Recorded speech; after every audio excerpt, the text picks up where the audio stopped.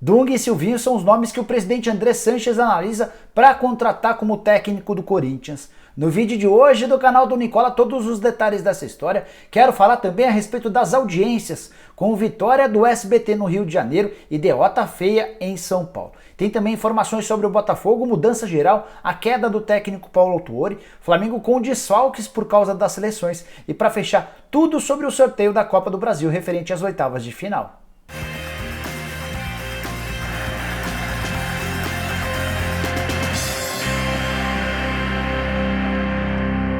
E aí pessoal, sou o Jorge Nicola, bem-vindos a mais um vídeo do canal. E antes de passar as informações que eu prometi agora há pouco, dizer que esse vídeo é um oferecimento de OneFootball, o aplicativo que você precisa ter no seu celular para ficar super bem informado sobre as coisas do futebol. Por lá você pode, por exemplo, assistir a jogos da Bundesliga, receber notificações do seu time do coração e saber sobre jogos, informações, vídeos, gols e muito mais. Curtiu, né? Então vou deixar na descrição desse vídeo um link. Você vai lá, baixa o OneFootball para qualquer celular e não vai gastar absolutamente nada. Bora começar o vídeo falando sobre o Botafogo com várias mudanças nessa quinta-feira, dia seguinte à derrota por 2-1 para o Bahia em jogo válido pelo Campeonato Brasileiro, derrota dentro de casa. Paulo Autuori, logo depois desse tropeço, já comunicou aos jogadores que tinha se decidido por sair e no início da tarde dessa quinta-feira o Botafogo comunicou o desligamento do Paulo Autuori e a chegada de Bruno Lazzaroni. Para falar a verdade, a efetivação do Lazzaroni, ele já é auxiliar técnico do Botafogo há algum tempo. Os números do Paulo Autuori como treinador do Botafogo: 23 jogos, 6 vitórias, 13 empates, muitos empates sob o comando do Autuori e apenas 4 derrotas, a última delas essa derrota para o Bahia. O Autuori, como eu disse, entregou o cargo e nesse comunicado de desligamento disse o seguinte, abre aspas, uma coisa é ser persistente, outra é ser teimoso. Quando os sinais são negativos, é teimosia, fecha aspas. O Botafogo acabou aceitando a decisão do Autuori, um cara com ótima relação com a diretoria e já confirmou Lazzaroni. Lazzaroni que dirigiu o Botafogo nas 2 primeiras partidas da atual temporada em jogos do Campeonato Carioca, as derrotas no Campeonato Carioca no mês de janeiro para Volta Redonda e Madureira. Além da chegada ou a efetivação do Lazzaroni, o Botafogo também anunciou a contratação de Túlio Lustosa, ex-volante do próprio Botafogo, que trabalhava com o diretor executivo de futebol do Goiás. Ele foi demitido recentemente e vai ter a oportunidade de continuar trabalhando como executivo agora no Fogão.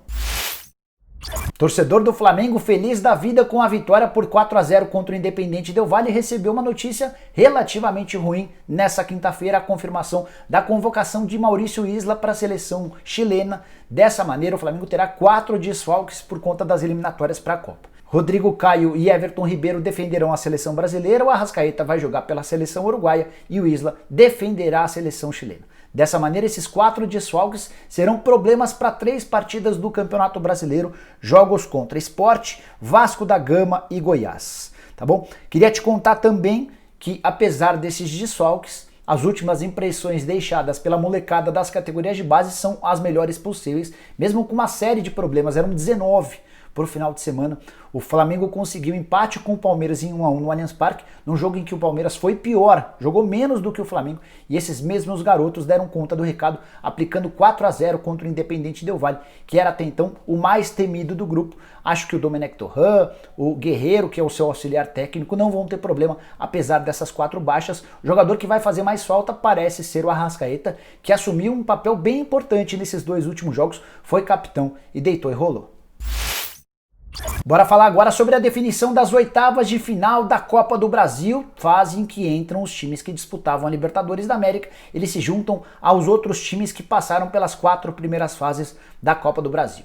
Quis o destino, quis o sorteio, que a gente não tivesse nenhum confronto extremamente pesado nessa fase. Haveria a possibilidade, por exemplo, de um Grêmio Internacional, de um Corinthians e Palmeiras, de um Flamengo e Botafogo, mas os confrontos ficaram da seguinte maneira: Santos e Ceará, Grêmio e Juventude, Botafogo e Cuiabá, Fortaleza e São Paulo, Atlético Paranaense e Flamengo, jogo bem legal, Atlético Goianiense e Internacional, Red Bull Bragantino e Palmeiras, além de Corinthians e América Mineiro. Sempre o time que eu disse depois é que vai decidir em casa. Serão 2 partidas, partida de ida na casa do time que eu disse primeiro, partida da volta na casa do time que eu disse depois. Os confrontos estão marcados para 28 de outubro e 4 de novembro. É óbvio que vai haver uma definição em relação às datas, mas as datas iniciais são essas. Aí tem o desdobramento do jogo que em vez de ser quarta vai ser terça, o jogo que pode ser quinta-feira, mas fique com essas datas de 28 de outubro e 4 de novembro. Copa do Brasil que paga prêmios milionários. Os times que disputaram, que se mantiveram vivos até aqui na competição, já faturaram perto de 5 milhões de reais. Aí só para completar, aqueles que avançarem para as quartas de final ainda faturam mais 3 milhões e 300 mil. Bora falar agora sobre a guerra de audiência nessa quarta-feira à noite, quarta-feira de vários eventos esportivos. Teve o SBT com Libertadores, teve a Globo com jogos do Campeonato Brasileiro, teve a Bandeirantes com as finais da NBA, enfim. Vou começar te contando a respeito do que aconteceu no Rio de Janeiro. O SBT conseguiu mandar bem com Flamengo e Independente Del Valle, liderou todo o horário, teve média de 18 pontos, alcançando picos de 21 pontos. Já a Globo, que transmitiu a partida entre Botafogo e Bahia, válida pelo Campeonato Brasileiro, ficou na média com a segunda colocação com 12 pontos ganhos. A Record veio em terceiro com 10. É importante contar que antes de a bola rolar, o SBT tinha só 7 pontos contra 27 da Globo. Foi só Botafogo e Bahia entrarem em campo, começarem a jogar. O mesmo valendo para Flamengo e Independente Del Valle, que os 27 pontos da Globo se transformaram ao longo do primeiro tempo em mais ou menos 12 pontos. Já o SBT saltou de 7 para até 21 pontos em determinados momentos, só para vocês entenderem a força do Flamengo na audiência no Rio de Janeiro. É importante contar também que no segundo tempo, os dois jogos passaram a ter uma concorrência importante na Record. Foi quando começou o reality show A Fazenda, e o reality show A Fazenda teve bom índice de audiência no Rio de Janeiro. Ele chegou a ficar durante boa parte do segundo tempo à frente da Globo, ou seja, à frente do jogo entre Botafogo e Bahia. No segundo tempo, o Flamengo manteve 18 pontos de média, a Fazenda conseguiu 11 pontos de média e a Globo ficou com 10. Em São Paulo, a gente viu o filme se repetir em relação às últimas quartas-feiras, com jogos do Palmeiras na Libertadores da América. A audiência no SBT para River Plate em São Paulo, um baita jogo, foi ruim. 9 pontos de média com 11 pontos de pico. Basicamente os mesmos números apresentados pelo Palmeiras nas duas últimas quartas-feiras.